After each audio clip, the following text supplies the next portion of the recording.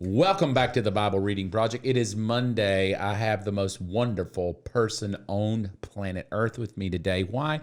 Because my best friend is gone, and now you have become my best friend, ladies and gentlemen. In place of Ryan, only when he's not here. Thank you. Miss Nessa Goss is back. Thank you. Mm-hmm. You ready for a great week? I am. Can I ask you something? Yes. I want to do something different. Okay, normally it's we pick a chapter, we read it all week, right? Mm-hmm. And so this week I would like to do something totally different. We're moving into Christmas. Let's shake it up a little bit. Mm-hmm. So we're going to, since Revelation is so, like we're in the chapters like, yes. It's kind of weird to read that during Christmas, like it's the end of the world. People are getting their heads chopped off. Yay, it's Christmas. So I thought, what better way to start December than to bring you on because you're joyful and you're funny and our viewership goes way up when you're on. So what better person to start the month of December than you? Sweet. So I just want to talk this week. Cool. You pick the topic. So think about a topic. We'll talk about, think about a question. We'll talk about it. And what we're going to do is tie the Bible into it and then try to help people. But before we started, I heard you were over there, before we kicked off the day, you're over there singing. Yes. Do you sing? I do, but I'm not. Sing something. No. I'll go for it. I'm not a front person. Give me your best Christmas jingle bells. Mm-hmm. Jingle bells, jingle all the way. Oh, what fun it is to ride in a one-horse open sleigh. Hey! That is awesome. Or have you ever tried out for a praise team? Well, I was the worship leader for my old youth group. Come on. And did they clap and shout when you would lead? Awesome. Did you ever sing in a choir, like a school choir? Oh, yeah. You did? Sure. Yes. What, were you sing soprano or alto? Do you remember? I started off as alto, and then in college, we did the whole, scale thing, la, la, la, la, and I kept going higher, and the guy was like, you're actually soprano. La, la, la, la, la, la, la, la. I've been a soprano since that. Well, that is awesome. And why have you never tried out here at this church? What's the problem? I'm just not a front vocalist. And Michael has everyone lead, and I'm not a. Well, what if we put you in a closet but gave you a microphone? Could you sing with nobody looking at you? Probably. Well, good. Well, thank you. You have a beautiful voice, by the way. So every day, I'm just going to do this. Every day, I'm going to have you start out with a little Christmas carol to make it real Christmassy. And tell me one thing that you love right now, because I said, gosh, I'm freezing down here in the basement, and you just lit up. Why? Because I love winter. Why do you love winter? I think it's because it makes everything feel cozier. Oh. You just look forward to being warm more, and it's good feeling. And you look cozy today. You have on a overalls with a sweater with what do you call the thing around your neck? A scarf, an infinity scarf. Infinity scarf, meaning what? It has no beginning or end. It never ends. Just goes. Are you a scarf person? Yes. You love scarf persons. Okay, so people want to know more about you. Are you a girl that likes hair up or hair down, ponytail or no ponytail? It depends on the hair washing day. Okay. Glasses or contacts? I'd rather have contacts, but Matt says it's a waste of money. So. Well, how could that be a waste of money? Because it's $30 extra a month versus once 2 years. I see that. I could see that. Versus being blind. Well, you're cute in glasses too. So this is a big one. Favorite Christmas movie? Pick wisely. It's a big month. You need more time to think about that? Probably. All right, so think about it. I watch all the Christmas movies all the time, every day when it's December. Okay, so tomorrow we would on Tuesday, your favorite Christmas movie. Tell us why, and maybe get other people to watch it. But I got a few things, because when we have guests on, you're no longer a guest. You're kind of new. Ryan is mad, by the way. So that's why I'm glad he's not even here this week, because if he knew you were sitting in and you never signed the contract, he was upset and angry. But he'll get over it. His little angry Mr. Potato eyes were coming out. You never signed the contract. Thank you so much. There it is. You pray about it. See if you want to sign it by the end of the week. I'm going to leave it right there. I'm going to be really nice to you this week. Hopefully you'll sign it, because we want you to be part of what we do. But I got a few questions to ask you. Tell us a little bit about this picture. Who is that? That's my mama. Tell me about Mama. Well, she's in Illinois, Mount Prospect, Illinois, outside of Chicago. You grew up in Chicago? I did, and then we moved around a little bit, but mainly Chicago. Okay. And so did she. She's been at the same church pretty much for 40 years. She started on staff when she was 18. Oh, wow. Yeah, so she's been there for a while. You don't sound Chicagoan at all. No, not anymore. No, you sound redneck, like South Georgia. What happened? I think they say that if you're like melodic, you pick up accents quickly, and our whole family is musical, and so even my mom, if she's talking to her family and they sound super northern, she'll start talking super northern. Okay, yeah. And so I think now that I'm here all the time, I just sound like this all the time. Yeah, like I see my neighbor and he's from Australia, and as soon as I see him, I go, I'm Australia. It's the worst accent. Exactly. I might, you know, but it's terrible. Yeah. So you say she leads music too. What does she play? Piano, guitar? All of them. All of them? She plays anything. If she doesn't know how, she'll pick it up in an hour. She'll know. Really? Yeah. And is she going to come see you this Christmas, or are you traveling to Chicago? Who's going to win out? I think it's looking like she's going to come visit us. Okay, good. You want me to tell you how you can get her here all the time? How?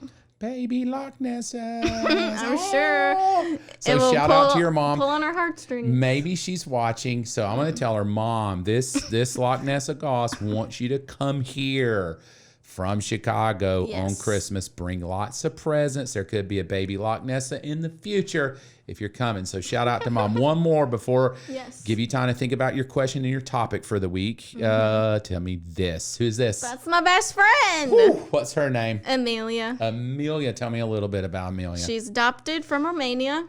Oh, She was really? adopted when she was 11. She's Okay. been in America ever since, but when she came here, she didn't know any English. So, yeah, she still has a really thick accent and kind of the way she phrases sentences, you can tell she's from another country. Okay. But she's super open. She's just amazing. Y'all look like you hate each other. Oh, yeah, we do. You do? Yeah. Who is the funnier one of the two? Probably Amelia, to be Amelia's honest. funnier than just you? because it's naturally like she's just funny because of the language barrier. Now, when you're best friends, right? Like best friends, there's always one of the best friends will always be the one that prods and goes and sticks and kind of pokes fun. Which one is it? You or her? Probably me. Probably you. Because I laugh at her. Okay. Yeah, and she just got married recently, right? Yep. How's the marriage doing? I think it's going pretty good. Okay, good. So let's jump in. I would love to say we're going to read a chapter all week, but we're not. We're going to let you pick a topic, and then we're just going to ask a question every day. And then what I'm going to attempt to do is kind of use the Bible, you know, how the Bible's meant to help us. So pick your topic. What is it this week? What do you want to talk about? Let's see. The first one today, I was going to ask you, in your opinion, is getting married younger or older harder, and why? So the topic is going to be marriage. Yes. Use that all week? Yep, all right, week. so marriage all week. Man, you went out on a limb. Does Matt know we're going to be talking about marriage all week? He does. Are you going to have him listen? Yeah. Okay, cool. I'll send him to him every day. Good. In his DMs. Listen. Maybe we can help him be a better husband. Maybe I'll become a better husband. You're probably already the perfect wife. Most wives are already perfect. So your question one more time and let's answer it. One more time is, in your opinion, is getting married younger or older harder, and why? Okay, is getting married younger or older harder? Why? Here's where I'm going to land on that. I'm going to land on, I know some old people that are really immature. And I know some young people that are really mature. Right. So I think I would start with, I don't know if I would start with age. Because there are some 19, 20-year-olds that are pretty mature. Yeah. They've got a life plan. They've got a game plan. They've been working the game plan. And then there's some really 30-something-year-olds that are really immature. Right. And so I don't know if I would say, is it better to get married younger or older based on age? But I would say, is it... The thing I would rather look at is a level of maturity. Right. And all through the Bible, Paul, Corinthians 3 will say, I wish I could talk to you guys like you were mature, but I have to talk to you like you're babies. And I think that's dangerous. Yes. I think anytime a couple wants to get married and they're both very babyish and immature, it's dangerous. Right. Because marriage just takes work. And once the honeymoon's over and, you know, you kind of get in the groove of life, bills come, kids come, it takes a little more chutzpah than just romance. Yes. And so I think the thing about immaturity is when it's based off romance, you feel very mature. Oh, we love each other. Yeah. Well, we were in great love. Yeah. But, you know, when you factor in other things, like what is maturity? So let me ask you that question, then I'll try to answer as well. Rather than going, should I get married young or old? Let's say we would rather say get married when you're mature, mentally, physically, not necessarily physically, but mentally mature. How would you define maturity from your perspective? I think being humble Okay. is a big sign of maturity. Explain that. Because if both are headstrong and no one ever sees something negative, like I did this wrong, so I should apologize, or even if I didn't do anything wrong, I should still apologize. That's being humble. And if you don't have that, it's going to be really hard. Yeah. I think the biggest sign of immaturity is I'm going to do what I want to do. Yeah. And I don't care what you think. Right. So two people fall in love, right? Let's say they're 19 years old. And, 50-50, they're going to make it. If they try hard, they'll make it. Immature or not. If they really put effort to it and they try it, they're probably going to have a great marriage long term. But I find the greatest immaturity is we're in love and that's enough. Right. And in a sense, it is. You want to marry somebody you love, but there just needs to be more to the maturity than that. And, typically a father may say, well, you need a good job or you need to finish school. Right. I've heard that, get out of college. You need to make sure you get your feet under you first. And those are great wisdom. But I think the thing that makes a difference between a mature couple who, let's say they're both 21 and they're mature or they're not mature, and maybe even younger, they're 19. I want to read a scripture. So let's choose Proverbs 1 today. So Proverbs 1 will be where we'll read from today in our Bible reading. We'll pick another chapter tomorrow. But listen to what Proverbs 1 says, the very top, and then we're going to go to the very bottom. The very top of Proverbs 1 says, these are the Proverbs of Solomon, David's son, king of Israel. Their purpose is to teach you wisdom and discipline, to help them understand the insights of the wise. Their purpose is to teach people to live disciplined and successful lives and to help them do what is right, just, and fair. So the first thing I would say to a couple that may be immature in age, and should they go ahead and pursue marriage or should they wait till after college? I hear that all the time. Robin and I got married during college and she did better. Yeah, she did better. She did better with her grades. I mean, we spent more time together than having to stay up late at night and try to figure all that out dating. Right. But I think, number one, are you disciplined? Are you a disciplined 19-year-old? Right. Meaning, do you have good work habits? Do you discipline yourself physically? Do you have a life plan?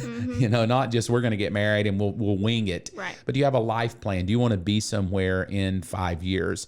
Then it says this, if you go all the way to the bottom, let's go to verse 7 and then the bottom. Verse 7, the fear of the Lord is the foundation of true knowledge, but a fool will despise wisdom and discipline. Number 2, I think to determine if a couple is too immature to get married is, do they despise wisdom?